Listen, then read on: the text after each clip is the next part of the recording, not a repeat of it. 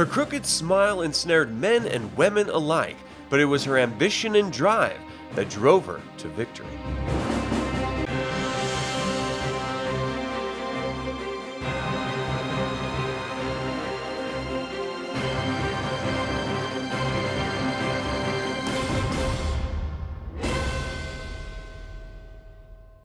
Welcome to another DragonLance Saga episode. My name is Adam, and today we're going to talk about Kitiara Uth Matar. I'd like to take a moment and thank the members of this channel and invite you to consider becoming a member by visiting the link in the description below. You can even pick up DragonLance gaming materials using my affiliate link. I am referencing the DragonLance Chronicles, Lost Chronicles, Legends, The Art of DragonLance Saga, and Leaves from the Inn of the Last Home for this information. If I miss anything, please feel free to leave a comment below. Kitiara was the last of the original 3 characters created by Tracy and Laura Hickman as they traveled to TSR for an interview. This was before Dragonlance was the name of the campaign world, but the 2 game designers knew they wanted this new project to convey the idea of balance between good, neutrality, and evil. Laurana, named after Laura Hickman, was that pillar of good. Tanis was the pillar of neutrality, and Kitiara was the pillar of evil. I've always struggled with the idea of evil, especially when applied to Kit. She's only acting in her own self-interest, and thus, I cannot see Kit seeing herself as evil. Kitiara believes, as her father did, that power is the only truth. There's nothing inherently evil in this belief. It's how you exercise the power that defines good or ill. The framing of this dichotomy that power exercised is evil only muddles the pillar itself. This is further contextualized by the authors framing her evil actions through her following of Tanis and by becoming a dragon highlord. But again, this is only evil if we are to believe the actions of Tanis' armies are evil and the actions of the Whitestone armies are good. Can there ever be good and evil when both sides are enslaving, slaughtering, and ultimately destroying innocents? This thought exercise is meant to frame the idea that I don't believe Kitiara saw herself as good or evil at all. Only the authors did, and it's because of their framing that any of us do. Kitiara was a character that defied every norm.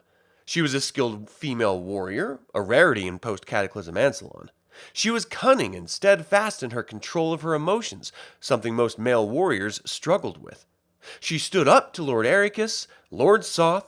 She won the respect of the Dark Queen, her armies, and her mount, so much so that after her death, Lord Soth and Kellandros would scour the planes of existence and search for her soul. She used men as men traditionally used women.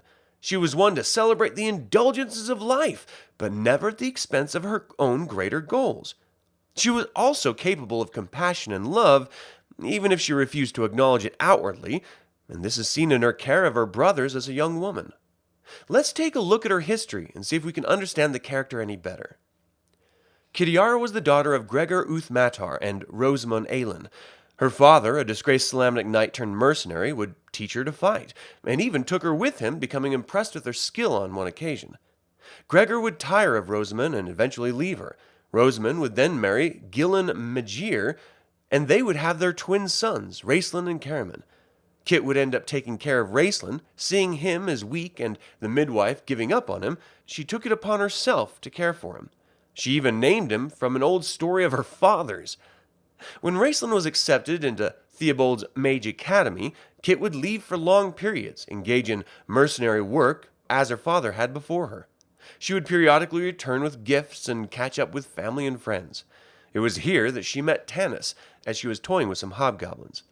Tanis came in and rescued her, to Tanis' dismay, as she turned her attacks on him. They would learn to respect and love each other, finding their opposite natures attractive. Kit was not one to stay in one place too long, however, and when the companions split in search of the old gods, Tanis broke off his relationship with Kit, who left heading north with Sturm Brightblade. Kitiara was growing frustrated with Sturm's self-righteousness, and still angry with Tanis, she decided to seduce Sturm and hurt Tanis in the process. He, like so many men before and after, fell under the power of her charms, though he regretted it after Kit scorned him.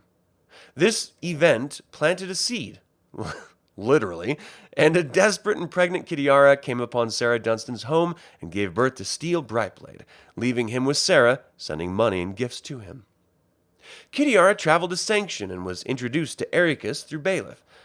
Ericus was impressed and sent Kit on increasingly difficult missions, which she continually rose to.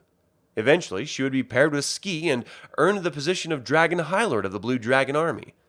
She was known as the Blue Lady and made 6 of her most loyal Seavac Draconians her personal bodyguards, learning their language and forming even stronger bonds with them. She would lead most of the battles across Solamnia, and with each victory, the thought of returning to Solace to meet her friends became unimportant. Kitiara presented a plan to take the High Clerist Tower, but Ericus would reject the plan, sending her to undermine the Knights of Solamnia instead. It is here that Kitiara learned of Tanis, her brothers and friends having killed Verminard with the aid of Laurana, Tanis's old flame. This brought up even more memories and reignited her flame for Tanis. She would quickly pass the Dragon Orb information off to Derek Crownguard and head to Tarsus in search of Tanis and Laurana. Kit would confront Laurana numerous times, earning respect for this woman who wanted Tanis even more than she did. This only made her fight harder. This is a pattern that would cause scorn towards her from Ski first, and later Lord Soth. Kitiara's only weakness were the men surrounding her in positions of authority over her, and Tanis half-elven. She knew that he was Laurana's weakness as well, and decided to use that to capture Laurana as a gift for Takhisis.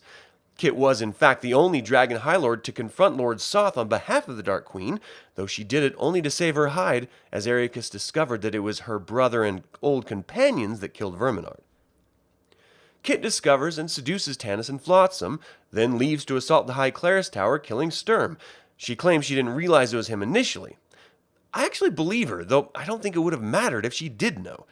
The Dragon Orb became the downfall of her attack, and frustrated by Laurana, she used the idea of Tanis to trap her.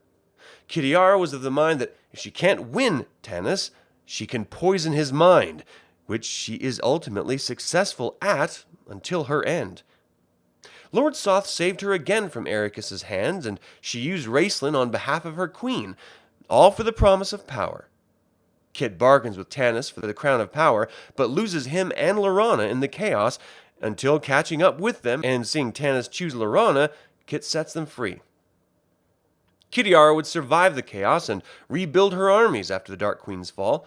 Raistlin told her of his plan to become a god, and Kit sent Soth to kill Chrysania to stop him, still siding with Takhisis. Unbeknownst to her, she was playing into Raistlin's hand. She allied with Dalamar to stop Raistlin, but Lord Soth had other plans, and told her that Dalamar was working with Raistlin, and that she should take Palanthas. The Blue Lady's War was successful in enacting Soth's revenge on Palanthas, and after attacking Dalamar, she was mortally wounded by him, and Soth came to claim his reward, Kitiara's soul. Kit begged Tanis to save her, but he ultimately had to let her go. Now, whether her soul is held in the abyss or still lost to oblivion is unknown, but her mark on the most powerful beings on Krynn speaks to her true greatness as a character. And that is all I have to say about Kitiara Uth Matar.